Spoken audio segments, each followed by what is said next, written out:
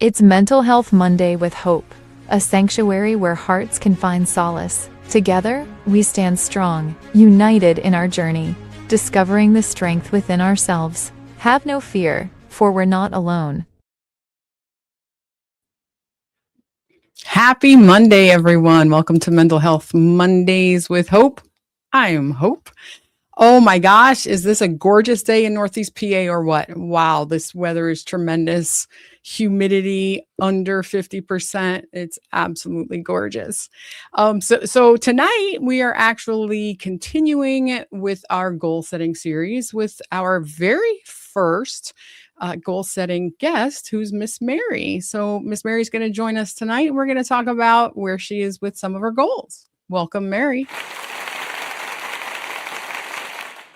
Yay! Round of applause.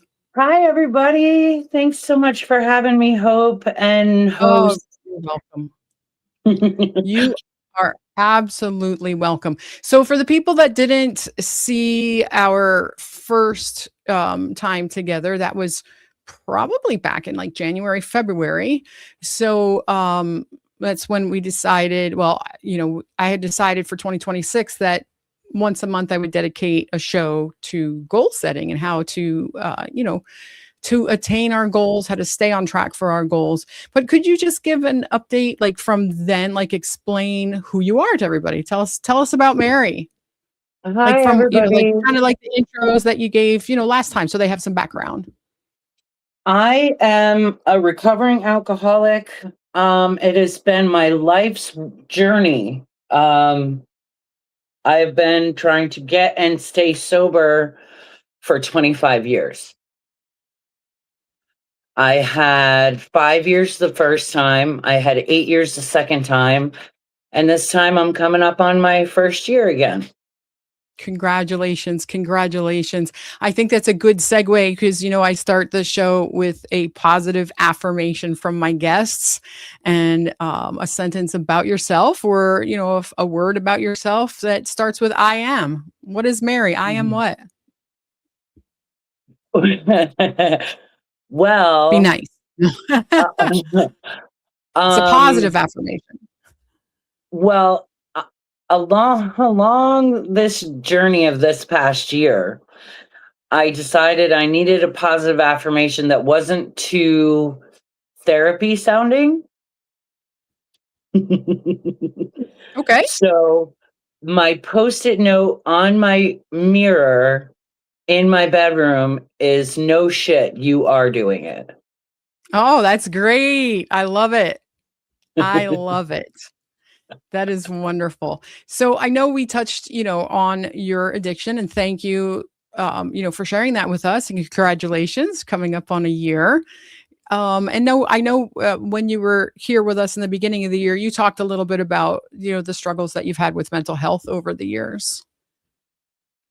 Oh, look at that. It's on the bottom of the screen. No shit, you are doing it.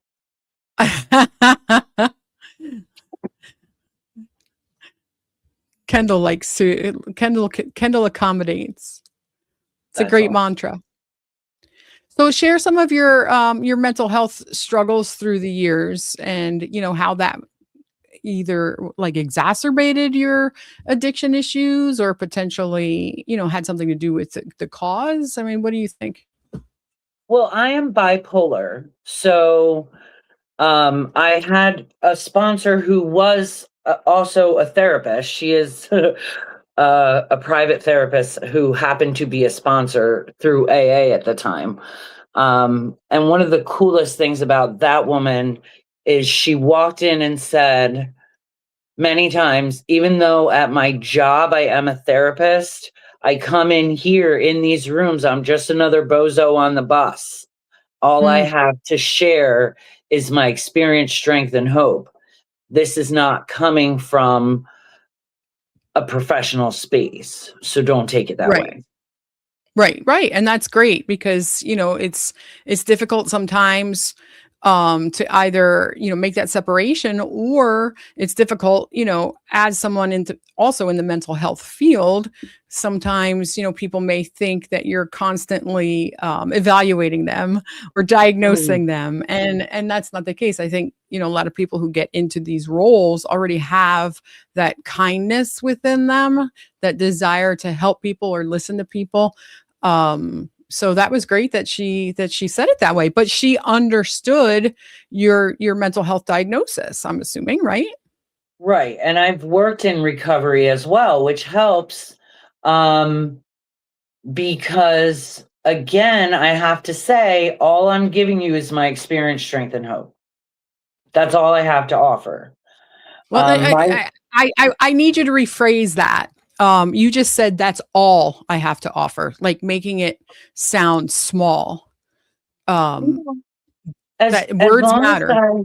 As long as I share my story honestly, it's a powerful thing. Yes, it is. So don't say that's all I have to share, because you're right. It is very powerful.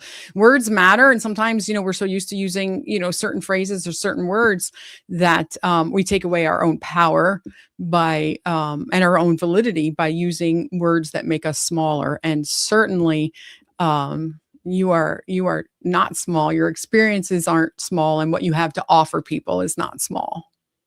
Thank you, Hope. That's amazing. You're welcome. I do need that reminder. I think being in the professional field and then going into the rooms with people who are clients, one of the things that I always felt like I had to be on. And I don't go to the rooms to be on. I go to the rooms to be off and honest and vulnerable and real. Right. And that's great, because that's not easy for everyone. Right. In fact, I have moved into a new situation. My living situation is very different. Last time we spoke, I was living in a sober house. Right. I now have a roommate who is paralyzed on the right side. Okay. Her name is Sis, and I am her primary evening and overnight caregiver. Okay. So let's step back a little bit. So when we talked initially, you were living in a sober house. You had just moved to that sober house because you were kind of in a rehab situation, correct? It was rehab, then halfway, then sober. Right. Then sober house. Right. So when we talked back then, one of your goals was to get your own place, to be in, and not just financially and what have you, but to be in a mindset, a mental state of mind that's something that you would be able to achieve and maintain. Right. And in this situation, my rent is it's minuscule because of what I'm doing. So that's great. It is achievable. It is attainable. I am barely scraping by financially, but that's a different situation. That's my own lack of discipline on a lot of things. Okay. No, that's honesty. That's honesty. I had a situation where when I lived up in Carbondale, I started at the grocery store I work at, which I'm not going to plug them. I don't want to do a shameless plug. I started up there and I transferred back here when I moved back to the Poconos. But that pay card got lost and my address isn't updated. So the pay card company, and I'm not going to plug them either because I'm not going to use them again after this situation. Right. They said that I can't do a change of address and report a card lost or stolen at the same time. It's considered a red flag. Oh, and boy. Then the company that I work for doesn't have my address changed either, and that is also considered a red flag. So it takes 5 business days for them to change my address in their system. And then it's going to take another 7 to 10 business days to get my pay card. Oh boy. So this is my higher power doing for me what I cannot do for myself, because this is how I'm saving money, because I don't have access to any of it. Right. That's great. Well, that's good. And that was one of the things that was one of your goals back then was, to get on your feet financially. So it sounds like, you have this job working at the grocery store, and refresh me, is that full time? No, it's part-time. No. Okay. And then you also have this job as a caregiver. Right. Correct. So, I'm looking at it as you went into rehab, you went to a halfway house, you went to a sober house, and, I remember conversations with you during that time, how you weren't able to see the light at the end of the tunnel sometimes. That's very true. So I am Right. making forward progress. No shit, I am doing it. There you go. I love that. I love it. I think it's great. You should get shirts made. No shit, I am doing it. Yes. Now, I know you said that some of your goals have changed, but before we get into that, tell me, like, this, this pay situation sounds like a setback, but you flipped it around and made it into a positive, which is great, because, a lot of people see failure as inability, but failure is it should be a learning lesson. So you're not seeing this as a failure. Oh, I'm failing to get, my money. You're seeing this as, hey, great, this is going to help me save money, because, then when I get it, I've saved money. So along the way, in the last 5-6 months or so since we chatted, have there been setbacks in the goals that you had set for yourself? And if so, besides this one of putting this positive spin on it, how did you deal with those? Well, I mean, I'll give you my diagnoses, and then I'll answer that question. Okay. Is that fair? Sure, absolutely. So I have complex PTSD, I have bipolar, and I'm a little neurospicy. Neurospicy, I like that. So explain that. So I have taken the tests to see if I'm on the spectrum. One of them is extensive. It took me an hour to fill out that questionnaire. Wow. So I am on the spectrum. I just haven't taken the document to a physician for them to actually give me that diagnosis. Okay, gotcha. So, but it doesn't change the fact that I am who I am. Knowing that I'm neurospicy now gives me a little more empowerment. I've said to people, I'm not stupid, I'm just dense. No, I understand what you're saying. I understand what you're saying. Like, my granddaughter will say, like, she's trying to say something and it's not coming out, and she's neurospicy, and she'll say words are hard. So I understand what you're saying. Because sometimes if somebody's giving me clear-cut directions, sometimes it's not computing with me, and I need to repeat it in my own words once or twice to make sure I really got it. Right. So that's a coping strategy that you came up with on your own prior to, having an understanding of why it was happening. Right. Right? Right. Correct. So now, I'm sorry, go ahead. No, you go. So now that you have that understanding, does it feel like there's some sort of a weight lifted off you? Absolutely. 100%.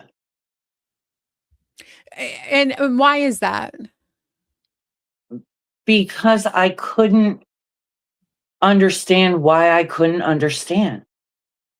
Right. So you were always questioning yourself. Correct.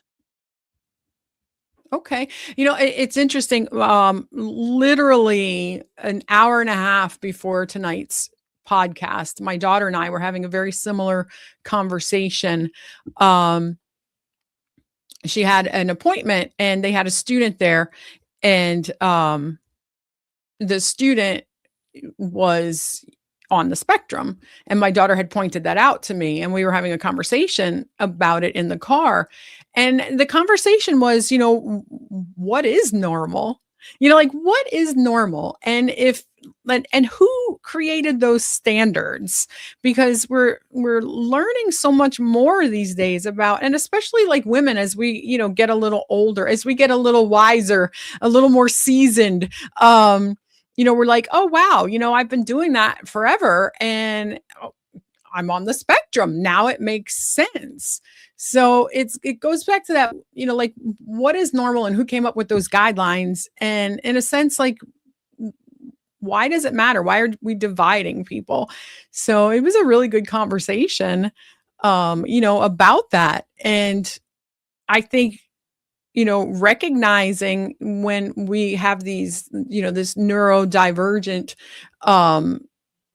brain, I guess, if you want to call it that way, I can understand how you would feel like that weight was lifted, because you're like, oh, now I understand why I was doing this. And now that I have a name for it, because sometimes names do matter, because, when you have a better understanding of something, then you know how to move forward with it. 100% correct. I encountered a friend who didn't like all the labels, but when I called it neurodivergent, she sparkled. She even told her daughter about it. So apparently that term opened her up in ways that she was unable to be open before. Right. At least with me. Sure. I like neurospicy. I think that's awesome. I love neurospicy. I prefer neurospicy because my mom used to say normal is just the setting on the dryer, honey. Oh, there we go. I like that.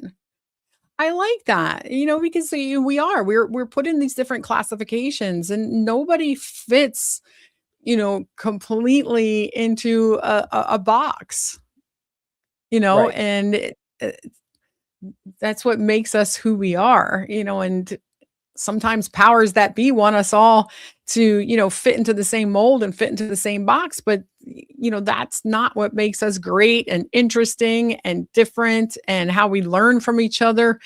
And how we move forward, having that understanding. It's interesting. I'm actually excited for you. That you have that understanding. What's that? I can feel that. You have penetrated and permeated that onto me. I can feel your excitement. Oh, I would never make a good poker player because I'm just not good at holding back. But I just personally, I feel like when you have a better understanding of yourself, especially if it's something that you didn't create, that's just part of who you are. And then it's like that light bulb goes on. And I feel that when that happens with anyone, that opens the floodgates. Like there's, if that light at the end of the tunnel at any point, was like a pinpoint of light, now it looks like a spotlight, because now you have a better understanding of what could potentially, cause obstacles. Yes. And it has been, my neurospiciness has been an obstacle. And that really good friend of mine, the one who is a therapist, she moved away so she could no longer be my sponsor. But she used to tell me that I would self-medicate because I was doing with voodoo. alcohol. Yes. With okay. Booze and stimulants. So because I'm bipolar, the booze and the stimulants Oh, right. would I was self-medicating before I even knew that I was doing it. Sure. Sure. And that makes sense. And that absolutely makes sense. She's a smart lady. And yeah, and I feel, that's something that I've always felt strongly about. I mean, there are people that use drugs and use alcohol recreationally, but there are also people that use it to self-medicate, whether, it's because they haven't recognized what they're medicating yet, or I have a very good friend that self-medicated for a long time until unfortunately they did for him, they did a random drug screening at his job and lost his job. And this is a person who, through like a good portion of the time that I knew him, couldn't really keep a job because of all of his diagnoses. And, self-medication was the one thing that kind of kept him focused. And he had tried traditional, medications, psychiatrist appointments, and, constantly readjusting. And that's why he went to self-medicating. But then when he lost his job, he had to go back the old fashioned way, to seeing a psychiatrist and getting his medications and everything straightened out.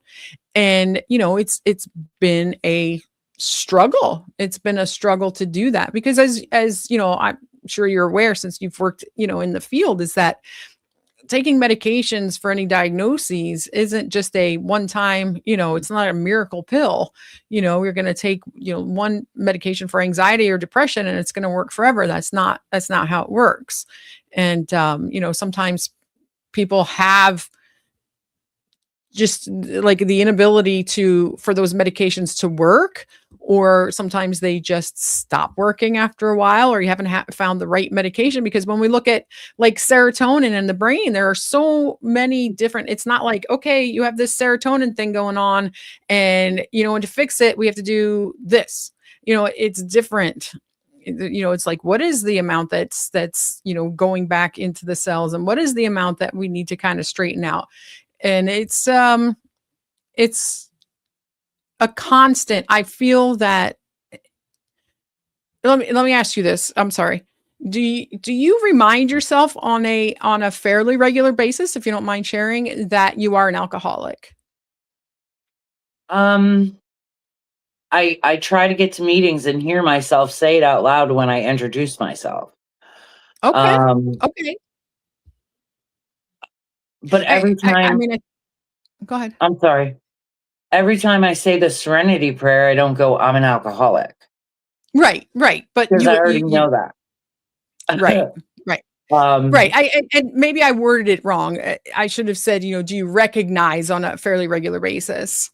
Because some people I feel that have an addiction, no matter what that addiction is, when they're in a good place, they kind of forget that they have that, even if it's not active, that they still have that. And that's why, sometimes people relapse, because they kind of, oh yeah, it's not a big deal anymore. Look at me. I've been clean for how long now? And then they can, potentially relapse because they forget to take it serious, that this is part of who they are. Well, and I feel so funny that you should say that, because while you were talking about medications, it reminded me that in many times in my life, because I didn't want to be on meds at all, many times in my life, I would stop taking my meds because I felt better. Mm-hmm. Right. And with CPTSD and bipolar and whatever else they may want to slap on me, whatever. This is a lifelong, my brain chemicals don't work like other people's brain chemicals. Absolutely. I have to be on medication in order to function. Right. And I understand that because, there are some situations that are temporary when it comes to some conditions, and then that can be corrected with medication. And then, someone can potentially go off those medications, but there are certain conditions that need that induced chemical to make our brain chemicals do what they're supposed to be doing on their own. And as far as my alcoholism, I like to think of it as I'm in remission from alcoholism. There is no cure for my alcoholic condition. What I have is a daily reprieve based on my spiritual condition. That's great. That is great. I love that. It's right out of the big book. Yeah, no, I love it. I love it. But if you're living it and not just reciting it, if you're living it, that's important. I mean, that is important. My one of my sisters is an addict, and I like that remission. I like that. And she tells herself every morning, I'm an addict, and today I choose not to use. So she makes that conscious decision every day, and she's clean. Oh, she's going to be mad at me. 3 years now after, quite a few years of methamphetamine usage. And it's something that she's very proud of. And it's something that, my whole family's very proud of. It was a long road, and it still remains, a long road. And there are times when she is acting differently that, I know that I get nervous, but I ask her flat out, and, and she's, because I ask it in a way that's not accusing her of anything. And I'm the big sis, that we have those conversations. And that's something that I wanted to talk about if we could. How have you, because, you said that this, is something that you have been dealing with for 25 years, and now you have 1 year, coming up. Have you had any, how have people perceived that? Like, are there people in your life who are like, yeah, she's probably going to use again, or, I don't trust her to be alone in my house when I'm not here, because I don't know what she'll do. How has that been? Because I know that's very frustrating for my sister. You already know the answer to that. There is one person in my life who, while I trust and believe that it comes from a loving place of care and concern, you had to put me up because they did not trust me in their home while they were on vacation. Right. But how does that make you feel? I know that's a therapist question, but seriously, how does that make you feel? Can I say honestly how it makes me feel? I try not to use the F word on air, but yeah, please. Okay, so I won't say the words, but this is how it makes me feel. How did I know that your brain was going there? But no, I mean, now when you just did that, we call that the Monroe County salute. Does that mean that it just made you angry, or, frustrated, or did you question yourself, or you just, thought this person was a big fat hairy jerk? No. It makes me frustrated, but it reminds me too that even when I'll have a year on June 20th, even when I can get and stay clean and sober for a little while, nobody is waiting to throw me a frickin' parade. I have to listen. Misery may love company, but so does joy, and joy throws better parties. There we go. There we go. It's interesting because your whole demeanor is different than it was when we first spoke, when you first came on and we talked about goal setting. Your whole demeanor has changed. You sound much more confident than you did those couple months ago. Can I introduce you guys to my roommate? Sure. Okay. As long as your roommate doesn't mind, it's going out to gazillions and millions and trillions of people. I'm just gonna check and make sure she has her teeth in. 1 second. Oh, wait, is my mom there? Sorry, I'm throwing mom under the bus. So we're talking to our friend Mary tonight while she's getting her friend to come on camera with us. I just wanted to remind everyone, please subscribe to the PA Empowerment Network. We are just a little over a year old here, and we have some great programs that are on the network. We have a great website that has wonderful information on there. And you know what? Let's get like at least what's our numbers at right now, Kendall? Eight something. All right. So 830 something. So Kendall's birthday is on Wednesday. So let's get that 100 plus whatever new subscribers that we need to hit 1,000 before Kendall's birthday on Wednesday. That would be the best birthday present that we can give him. It's super, super simple. You're watching this on YouTube right now. Just go ahead and click the subscribe button. It is free, and you'll be part of our PA Empowerment Network family. So are we back, Miss Mary? I am back, but sis is sleeping. Oh, well, good for her. She said, good what? She heard me say her name. Aw. What? Well. This woman is a powerhouse. This home is a safe and peaceful place. But I'll tell you what, she had a stroke in her 20s.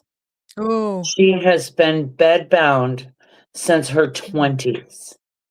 Wow. And she has this motorized chair, she has a specialized van, and she requires not around the clock care. She has caregivers that come in the morning and visiting nurses that come in 2 or 3 times a week. And then I, handle things when I get home from work. But this woman is so full of joy. Her spirit, she is kind and she is caring and she is grateful for every little thing you do for her. Mm-hmm. Wow. I think sounds awesome. I think that's the difference, right? When I'm sitting in my own poopy, wallowing. Yeah. And I forget to be grateful. And I come home to this woman. I mean, it is impossible for me not to be grateful for everything. Right. Aw. So one of the things that we talked about the last time we were together was, I have this plaque that says your vibe attracts your tribe. And part of our goal setting session was to think of people in your tribe and where do they fit when it comes to your goals and the life that you want to achieve. Where do they fit? And it sounds like this gal sis has really upped the tribe game for you as to how someone can be through very difficult situations and still be grateful, versus people who wallow in it constantly, or it's always somebody else's fault. Has, besides adding sis to your tribe, is that something that you've consciously done since, our goal setting is try to have people around you that are more the vibe that you have or the vibe that you want to achieve? What do you think? Well, I'll tell you one thing for sure. I love that you mentioned this because I got to give a shout out to my work bestie. She's the one who keeps messaging and I can't read it all, but Oh, hi, Laura work is bestie. here. Hi, work bestie. Jazz So, hands. jazz hands. So even if she's not watching right now, when she watches the replay, she'll hear that we gave her a shout out. I love you, Laura. So tell me about your work bestie. Oh, she's supportive and she's kind. It's funny because we have too much in common. Okay. Our That favorite can be color, scary sometimes. our favorite color is orange. We're both from Northwest New Jersey. And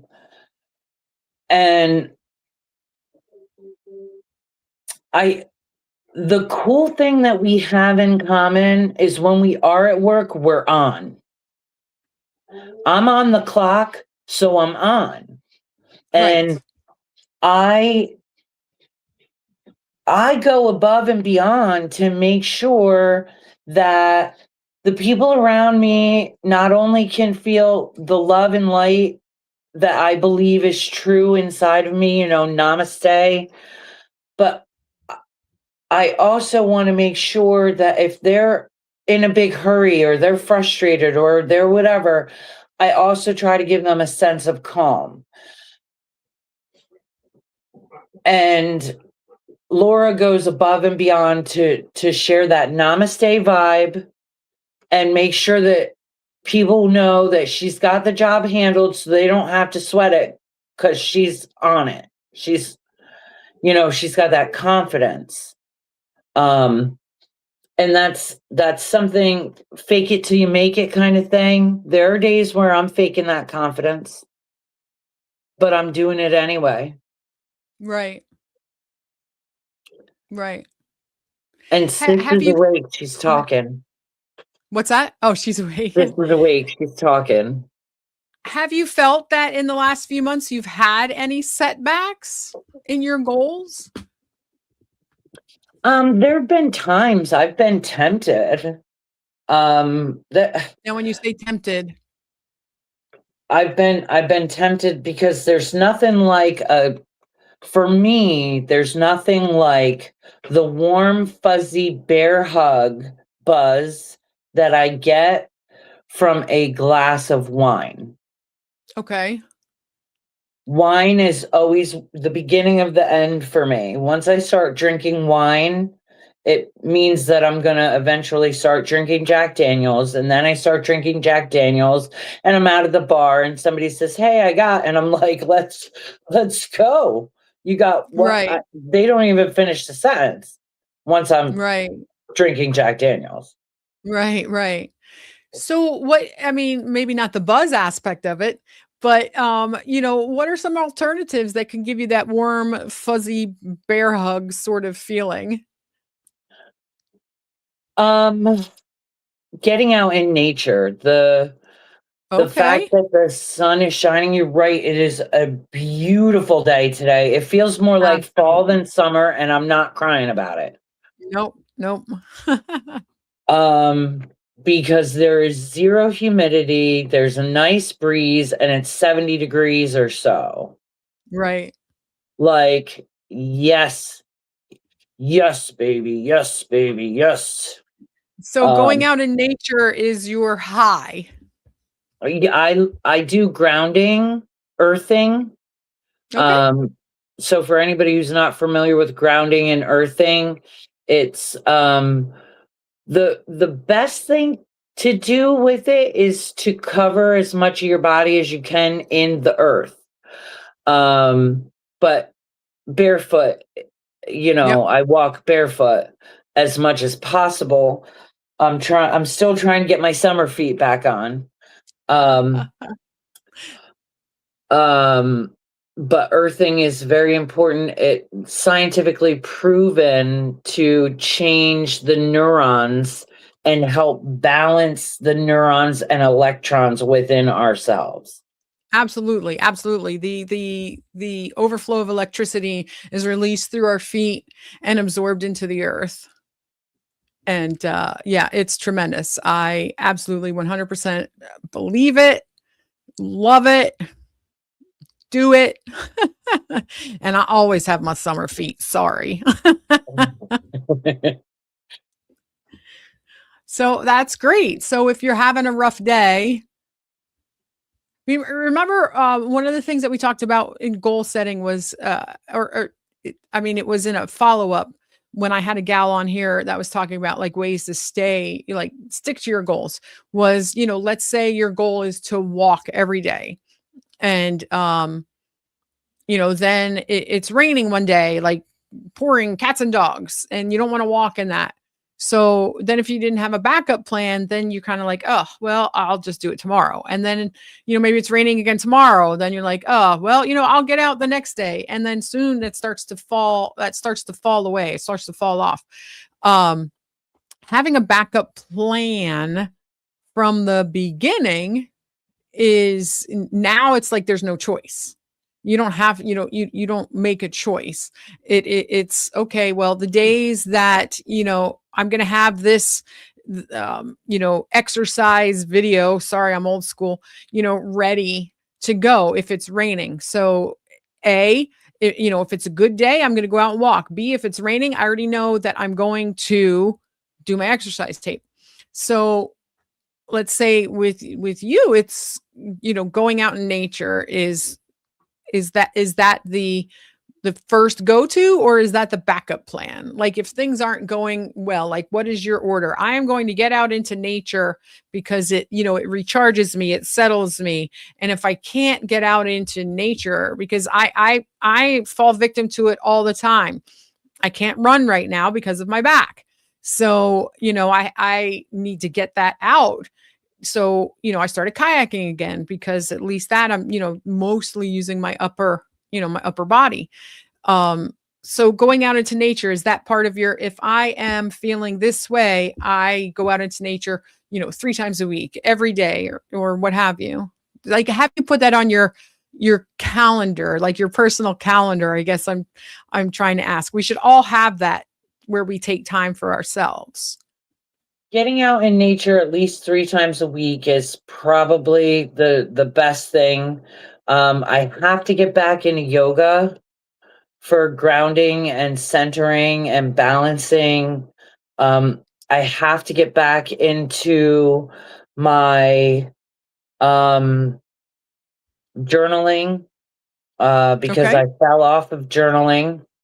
And it's very important for me to do that. It helps me process a lot of things. Absolutely. So when you were journaling in the past, did you have like a set schedule that you journaled, or it was like, you wrote, like if you're having a difficult time, a difficult decision to make, then you jotted it all down? Or if you were angry at someone, instead of saying it to them, you wrote it down first? Like what did that look like for you? Well, journaling for me, I wrote at least 3 things I was grateful for every morning. I started my day in gratitude. And I started this app called Finch. I don't know if you're Okay. familiar with it. It's a I am self-help not. app. It's a Okay. self-help app to help remind me to do the most basic of chores, wash my face, get out of bed, change my clothes, Okay. take a shower, brush my teeth, drink water. And now that I've started doing it more, I'm gonna put journaling on there too. But I actually I have a journal entry that I was given this assignment by a therapist, and then I suddenly moved. I did I also have years and years and years of self-harm under my belt. I Right. started self-harming in the 3rd grade. Hmm. And a therapist told me to write a letter to my younger self. But due to the extensive years of trauma that I experienced, there are large chunks of my younger self that I can't remember the timelines. Very, very common. And I don't know if it would be welcome, but I would be willing to read that letter on air right now. Absolutely. Yeah. This is the Mary hour. It's whatever you're most comfortable with. Okay. So I'll give you a little backstory. My mother's husband, well,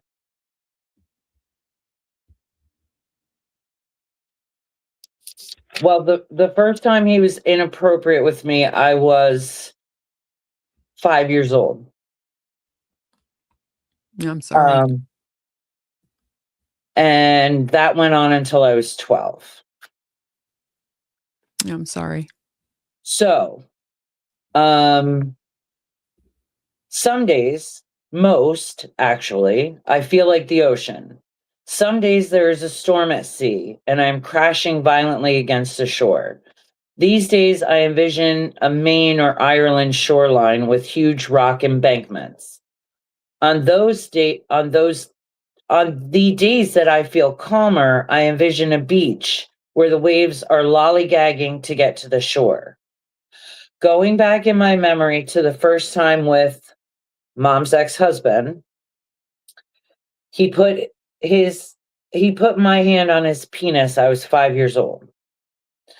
Trying to write a letter to that scared, confused, but curious kid is making my quote unquote waves crash, at least at a medium crashing. So the quote unquote funny thing is, I haven't even thought of picking back up over the crashing waves, picking back up over a drink or a drug. Part of the reason I don't like to be called Mary Ellen is because it reminds me of this kid too. Dear Mary Ellen Rose, age 5. It's okay that you felt curious and interested in his penis. It makes sense that you assumed it was okay with Mom since she was in the bed sleeping at the time. Yeah. It is not okay that this happened to you. He was a grown man and knew better than to take advantage of the willingness and curiosity of a little kid. Do not feel ashamed of your curiosity. None of this has ever been your fault. Just because he rubbed your back in front of Mom does not mean she knew or condoned any of the other stuff. Dear Mary Ellen Rose, at age 9 or 10, I remember you on your knees crying and begging and yelling to quote unquote God, telling it that it had to be your father because the one Mom chose for you was not a good man. Well, I'm here to tell you what, kiddo, that God has not been the father you were expecting. However, no matter how many times you turn away from good, orderly direction, it's always been there, even when you turn your back on it. Wow. Dear Mary Are you Ellen okay? Rose. Yeah, I'm okay. Okay. Dear Mary Ellen Rose, age 12. So he went in for an extended hospital stay and you are no longer clutching the knife under your pillow. Congratulations. You've finally had your first good night's sleep in years. I am so proud of you for telling Mom that he comes in your room every night. I know she disappointed you by not asking any questions when you made this statement. I know she let you down.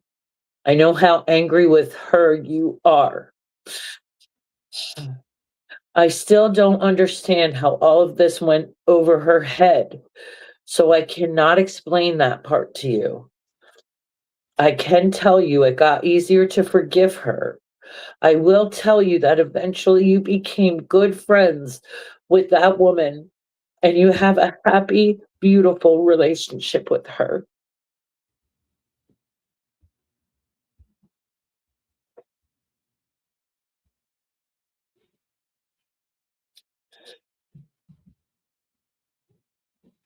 It's beautiful. It's so raw and so honest. And wow. When you said that you had an exercise to write, a letter or letters to your younger self, I was thinking of something that I heard, and I have it in my book about being the adult. Now, I mean, my mom, was very, very supportive, but being the adult that you wish you had as a child. And it sounds like you, in writing these letters to Mary Ellen, that you're being that adult, because what you said about the letter to the 5-year-old Mary Ellen about the curiosity, that's something that women feel shameful. I mean, shameful of, everything in surrounding this, because that's what society does to us. But Mhm. shameful in, a 5-year-old child is going to have curiosities. And if that's what you lived with, then that's all you know. You don't know any different. Like, you just make this assumption that this is what it's like everywhere in every family. And by telling your 5-year-old self that it was okay to be curious, that's huge. That is huge, because for you to write that to your 5-year-old self, obviously that's something that you have struggled with, correct? Absolutely. Yeah. And you know what? It's okay, and you're okay. And it was a perfectly normal response for a 5-year-old in that situation. And you know what? We don't talk about it. We Mm. don't talk about the physiological responses to being molested, to Mhm. having our female areas touched, and what the body does on its own. And we're ashamed of that, and we're embarrassed by that, and we think something is wrong with us because of that. um I've had people tell me that you can't rape men. And I mean, obviously, besides anally, you certainly can. But again, there is a physiological response, whether your emotional brain is saying no. There is something that your body does that has nothing to do with you, and we don't talk about it. And we think that because we had a response, whether it was a curiosity, whether it was an actual, physiological response, that there's something wrong with us, that we must have enjoyed it. And that's what Mm. society wants to make us believe. And they forget the part that, there's a lot more involved in this. Wow, that was such a powerful letter.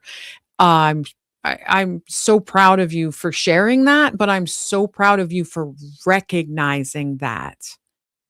That's Thank you huge. so much. Thank you so That's much. huge. I was never Yeah. able to I Jazz hands. applause, applause, applause. Um, I, uh, I was never able to get to that therapist to finish that assignment, but now I just got it out. Yeah. Yes. I think that's huge for you. Like, we talk about a lot of the goals, I mean, besides like the financial and education, work stuff, living, like housing and things like that. A lot of your goals were based in spirituality. and or wellness, your spirituality and wellness. And even if you have like some setback because you're not getting, your pay where it's supposed to go right now, to me, talking with you tonight, from the first time we talked when you were just kind of setting these goals, I feel you have grown tremendously spiritually and within your own wellness. And remember, I said, like, you sound so much more confident than when we talked the first time. Wow, what a transformation. You should be very, very proud of yourself. I'm proud of you. You should be very proud of yourself. So never, ever again say, all I have to offer is. Okay? Never say that. Seriously, because what you just offered this evening with that letter to 5-year-old Mary Ellen was huge, tremendous. Do you know how many women would hear that and say, oh my God, I get it. I get it. And I feel the same way, she did. I'm so glad that she said that, because you're right. A 5-year-old is going to be curious. I'm looking at it as an adult now, and, not as a 5-year-old child. So never, ever again say, all I have to offer is. Thank you. Promise me? Okay. And you're going to keep writing these letters and you're going to put them together in a book, right? I could. That sounds good. I think it's a fabulous idea. I think we should name it Dear Mary Ellen Rose. Oh, I love it. I love it. Oh, we have a comment. I can't see it, Kendall. Can you see it? Mary, what's the comment?